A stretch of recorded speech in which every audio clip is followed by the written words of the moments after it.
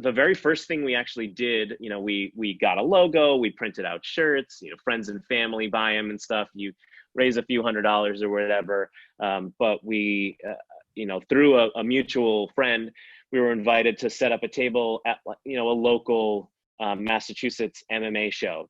And so we just sort of set up a merch table to sell our t-shirts, just one kind of t-shirt. That was it.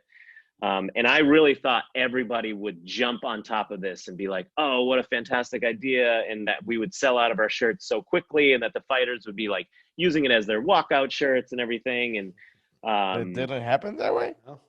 no, the very first, so they started late. So there's actually a line out the door. When they finally let people in, the first person came to our table and bought a shirt. And I'm like, this is that. See, I told you, like, you can't walk by this table without buying anything.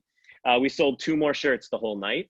And then 2 kids came by and gave us $6 in donations. So like we could barely pay for parking. In past years, it was just like, we're going to try to raise as much money as possible and give it to you. So they didn't know. In our first year, gift to Alex's was 400, little over $400,000. So they just thought they were getting that again. Mm-hmm. So when Becky started writing an 8, when the first number was an 8, Liz and Jay are the co-founders of Alex's Lemonade Stand. They're the parents of Alex. Yeah.